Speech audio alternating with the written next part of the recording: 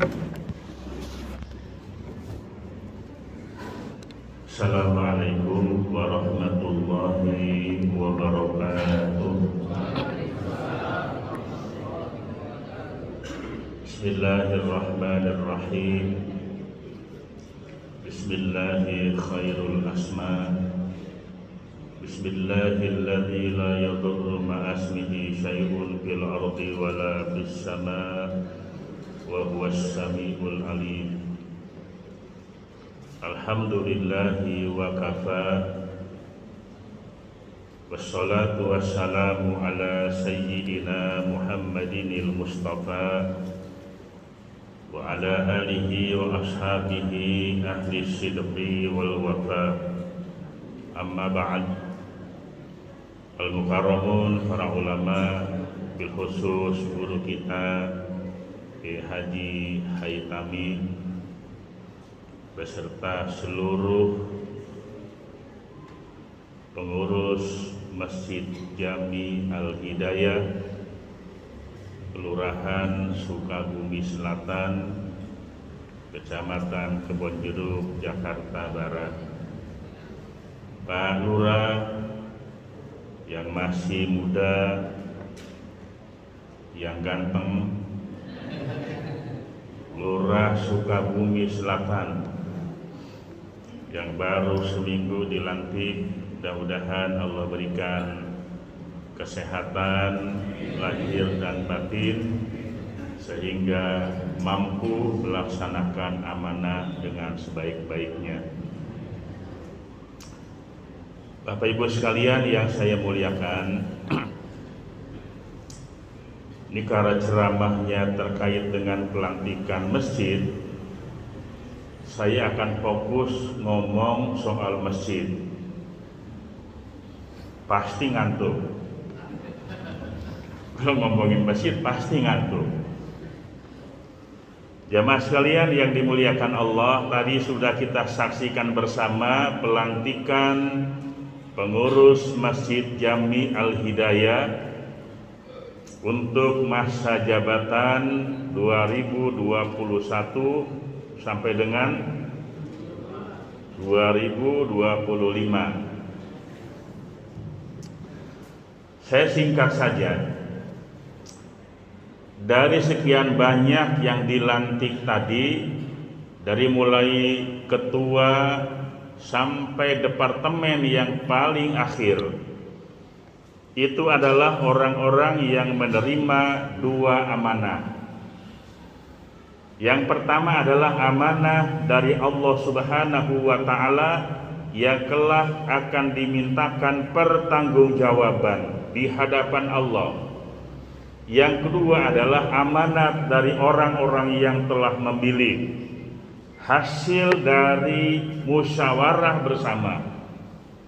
Nah, dua amanah ini yang harus dijaga dan dilaksanakan dengan sebaik-baiknya. Saya ingin ngomong 3 hal saja terkait dengan masjid itu: idarah, imarah, riayah. Bicara soal idarah, organisasi, manajemen kemasjidan, selama ini mungkin orang hanya berbicara tentang manajemen masjid itu bagaimana mengelola surat masuk dan surat keluar. Bakutat di situ melulu. Padahal di antara idarah itu bukan hanya ngurusin surat menyurat, tetapi bagaimana memanage, dari mulai memanage jamaah sampai memanage sendal jepit. Selama ini kita kalah dengan orang lain. Kalau orang lain jamaahnya tertib, tercatat dengan baik, ada database. Imam Syafi'i mengisyaratkan syarat mendirikan masjid itu minimal berapa orang jamaahnya? 40 orang. Itu saja sudah menjadi tanda bahwa masjid minimal harus punya 40 jamaah yang muqimin, penduduk setempat, yang sudah akil baligh, wajib Jumat, bukan orang yang lagi lewat. Kang kredit lewat mampir ke Al Hidayah, itu bukan jamaah tetap. Supir angkot lewat sini sholat Jumat, itu bukan jamaah tetap. Tetapi jamaah tetap adalah muqimin yang memang penduduk setempat. Minimal itu dicatat. Ada apa kagak nih catatan jamaah tetap Masjid Jami Al Hidayah? Insya Allah besok ada. Minimal sudah punya modal kita 40 orang. Repot amat nyatet jamaah. Hayu kita mulai. Ketika yang 40 orang ini, kemana dia? Udah 2 kali pengajian kagak datang, paranin. Ini kan kita males nih. Teman kita udah 3 kali pengajian gak pernah nongol, kagak ditanya-tanya. Si Anu kemana ya? Tahu. Males kali. Ternyata dia kena COVID, lagi isolasi mandiri. Ini catat. Lama-lama jamaah kita banyak, bukan hanya 40. Jamaah tetap Masjid Al Hidayah ada 700 orang. Datanya lengkap, nama, alamat, nomor HP, nomor rekeningnya juga ada malah. Ayo kita mulai mencatat jamaah kita. Dari jamaah yang ada itu kriterianya berbeda. Ada jamaah kita yang pengusaha, ada yang punya pabrik, ada pegawai negeri, ada TNI, ada Polri, ada politisi, ada tukang cendol, tukang rujak tumbuk, lengkap di masjid ternyata. Kenapa? Di masjid ini adalah tempat masuknya setiap umat Islam. Dari presiden sampai RT masuk masjid. Dari jenderal bintang 4 sampai hansip masuk masjid. Dari orang yang paling kaya sampai orang yang paling papa, semuanya masuk masjid. Tidak ada orang Islam yang tidak ke masjid. Tuh orang Islam tuh gak pernah ke masjid, belum ke masjid. Kemarin dia malas ke masjid. Dia dengar ada pengurus baru dilantik, besok gua ke masjid. Kenapa? Pengen lihat pengurus baru. Ayo digarap. Pada prinsipnya setiap orang Islam itu pengen ke masjid. Cuman kapan? Ini jadi pertanyaan. Disinilah perlunya pengurus masjid itu bukan cuman ngurusin jamaah yang sudah ada, tetapi juga urus jamaah masyarakat kita yang belum doyan ke masjid. Bapak Ibu sekalian yang dimuliakan Allah Subhanahu wa taala, sendal jepit perlu dimanage.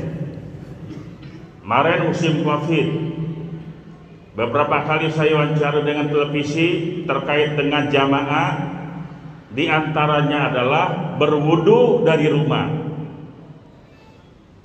Jamaah yang akan sholat di Masjid Al Hidayah sehubungan dengan harus menjaga jarak, mencuci tangan, bla bla bla. Maka syarat yang paling pertama adalah seluruh jamaah masjid yang akan ibadah di Masjid Al Hidayah berwudulah dari rumah. Banyak keuntungannya. Pertama, masjid irit air. Ini air pump, air sumur nih. Air sumur, gak bayar pump ya.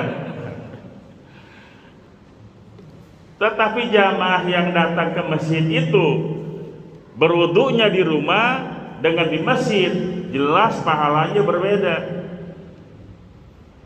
Berwudu dari rumah, jalan ke masjid, dia dalam keadaan suci. orang yang jalan ke masjid dalam keadaan suci tentu punya nilai pahala yang lebih. Sendal bawa dari rumah plastik, ini kan kebanyakan sendal hilang di masjid. Siapa yang disalahin? Untungnya tidak pernah ada yang disalahin. Biarpun sendalnya baru beli harga 2 juta hilang di masjid, nggak pernah komplain dengan ketua masjid, ketua tolong nih sendal gua hilang, nggak pernah tuh. Kalau ada yang begitu komplain sama ketua masjid, ya salah dia sendiri. Kenapa salahnya?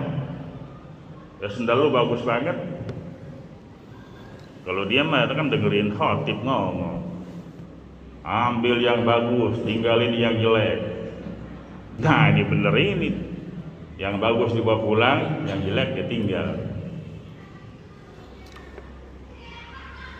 Imarah, kemakmuran masjid. Masjid ini bagaimana supaya bisa makmur? Bukan hanya sholat berjamaah. Tadi Kiai sudah ngancem tuh, besok sembahyang subuh di sini paling kagak tadi tuh yang kepada dilantik 40 orang.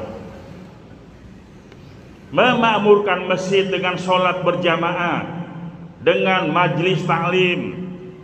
Di hampir tiap masjid itu pengajian yang ramai adalah emak-emak, ibu-ibu. Pengajian di masjid yang paling ramai emak-emak, bapak-bapak 3 pojokan. Makanya ketika mengurus masjid itu jangan pernah melupakan kaum perempuan. Mestinya ada nih DKM Masjid Al-Hidayah, masuk pengurus masjid kaum ibu, minimal wakil bendahara lah, kan dia pintar nyari duitnya. Lagi yang suaminya kaya, bininya bendahara, udah habis tuh lakinya, ditagih terus. Kenapa? Di organisasi DMI DKI Jakarta sampai di pusat ada yang namanya BKMM, Badan Koordinasi Majelis Taklim Masjid. Tahun 2019 sebelum Covid, DMI mengumrohkan 432 orang, terdiri dari marbot 267, imam masjid 100, dan majelis taklim kaum ibu 150 orang. Tetapi majelis taklimnya yang ada di masjid. Itulah perlunya ada majelis taklim masjid. Diberdayakan kaum perempuan untuk ikut serta memakmurkan masjid. Ada orang-orang tua, ada anak-anak muda. Kalau remaja masjid namanya Prima, Perhimpunan Remaja Islam Masjid. Tadi MC ya yang udah kenal sama Farhan ya. Ada ketuanya Farhan, anak Jakarta Selatan. Kemudian ada yang namanya Semarang, Sejuta Masjid Ramah Anak. Yuk, diantaranya di Masjid Jami Al-Hidayah Semarang ini agar menjadi salah satu program bagaimana di masjid itu bukan hanya ramah lingkungan tapi juga ramah anak. Jangan lagi ada pengusiran terhadap anak-anak kecil. Di sini alhamdulillah kagak. Di masjid lain ada. Begitu MC mengumumkan Jumat, anak kecil berisik. Ini lantai 2 lagi masjidnya. Anak-anak kecil yang pada berisik keluar, pulang. Atau diancam pulang dia. Atau yang kecil-kecil kumpul di atas semua. Begini nih, anak kecil tolong kumpul di atas semua. Kata anak kecil, woi girang banget ya. Di bawah orang-orang tua, anak kecil semuanya di atas. Asik banget ya. Ada khutbah Jumat, karena di atas anak kecil semua, dia bercanda, main pukul-pukulan, main karet dan sebagainya. Yang salah siapa? Bukan salah anak kecil, tetapi salah manajemen di dalam mengelola jamaah. Lah bocah dikumpulin di atas, seneng dia. Asik, bercanda di atas, gelebak-gelebuk. Ayo dimenet ya. Diselang-seling, mana yang tua, ayo selipin juga, nggak bakal bercanda. Jadi sejuta masjid ramah anak. Ingat bahwa anak-anak itu adalah kader-kader kita di masa yang akan datang. Jangan ada anak kecil disuruh pulang. Kenapa lu suruh pulang? Berisik di masjid. Carikan solusi. Solusinya bukan disuruh pulang, tetapi bagaimana supaya dia tidak berisik ketika berada di masjid. Kalau suruh pulang mah bukan solusi, namanya pembunuhan karakter. Akhirnya dia ngomong, gimana gua ke masjid? Gua ke masjid diusir. Ya jadi anak kecil ada di masjid begini nih. Begitu dia lagi kumpul di masjid,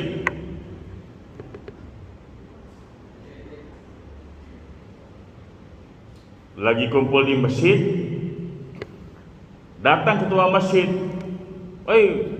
Ada ketua masjid kabur. Ketua masjid bingung. Kok gua datang dia kabur? Tanyakan diri kita, mungkin kita galak sama dia. Jangan lagi seperti itu. Yang bagus adalah begitu ketua masjid datang, dia samperin, assalamualaikum pak, cium tangan. Ini bocah terdidik. Ketua masjid bangga yang begitu.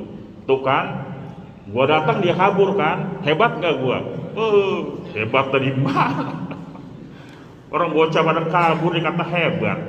Yang hebat itu kalau dia masuk masjid, anak kecil nyamperin, cium tangan, atu-atu. Sukses kita mendidik anak-anak. Manajemen dalam rangka kita memakmurkan masjid. Yang ketiga, riayah. Riayah ini pemeliharaan.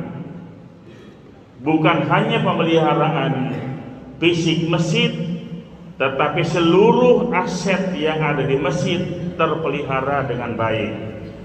Dari mulai aset tanah wakaf, si fulan mewakafkan tanahnya untuk masjid, tercatat rapi, dibuatkan akte ikrar wakaf di kantor urusan agama. Ada namanya AIW, akte ikrar wakaf. Kalau wakifnya sudah meninggal dunia, namanya APAIW, akte pengganti akta ikrar wakaf.